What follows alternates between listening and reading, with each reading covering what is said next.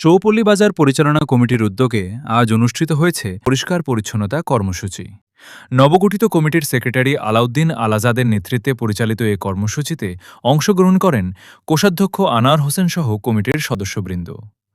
বাজারের সৌন্দর্য বৃদ্ধি, স্বাস্থ্যসম্মত পরিবেশ নিশ্চিতকরণ এবং ক্রেতা বিক্রেতাদের জন্য পরিচ্ছন্ন পরিবেশ গড়ে তোলার লক্ষ্যে এ কর্মসূচি বাস্তবায়ন করা হয়।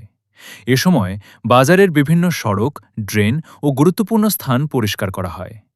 নবগঠিত কমিটির সদস্যরা জানান, চৌপল্লী বাজারকে একটি পরিচ্ছন্ন, সুশৃঙ্খল ও আধুনিক বাজার হিসেবে গড়ে তুলতে তারা ধারাবাহিকভাবে কাজ করে যাবেন। বাজারের উন্নয়ন ও জনসেবামূলক কার্যক্রমের অংশ হিসেবে ভবিষ্যতেও এ ধরনের উদ্যোগ অব্যাহত থাকবে বলেও তারা আশাবাদ ব্যক্ত করেন। স্থানীয় ব্যবসায়ী ও সাধারণ মানুষের মাঝেও এ কর্মসূচি ইতিবাচক সাড়া ফেলেছে। বাজারের সার্বিক পরিবেশ উন্নয়নে নবগঠিত কমিটির এ উদ্যোগকে স্বাগত জানিয়েছেন তারা।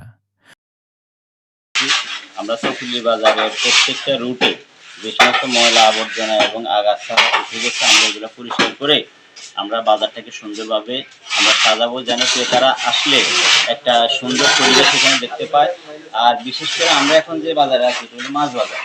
আপনারা জানেন যে দীর্ঘদিন পর্যন্ত আমাদের এই কাঁচা বাজার এবং মাছ বাজারটা অবহেলিত। এখানে মাছের ব্যবসায়ীরা এখানে বসেন না, ওনারা মেইন রোডে গিয়ে বসেন, যার কারণে আমাদের এই বাজারটা মরে গেছে। এখন আমরা আমাদের প্রথম কর্মসূচি আমরা নিছি, আমরা মাছ বাজারের স্থানটা যেখানে আমাদের পূর্বে ছিল দক্ষিণ বাজার, এখানে আমরা মাছ বাজারটাকে এখানে স্থানান্তর করবো আবার, এবং এই মাছ বাজারকে এখানে নিয়ে আসার জন্য যে পরিমাণ এখানে ময়লা আবর্জনা আছে, আমরা যে কার্যকরী কমিটির সদস্য যারা আছে আমরা সবাই নিজেই আমরা কাজ করতেছি, আমরা পরিষ্কার করতেছি, এবং এটার পাশাপাশি আমরা পুরো বাজারকে আমরা পরিষ্কার করব। এবং রাস্তার পাশে যে ফুটপাতের দোকান যেগুলো মানে গড়ে উঠছে, যেগুলোর কারণে রাস্তায় যানজটের সৃষ্টি হয়, এবং বর্ষাকালীন সময় আপনারা দেখছেন যে আমাদের বাজারের মধ্যে অনেক অবাঞ্ছিত কিছু পানি বিভিন্ন গর্তের মধ্যে আছে।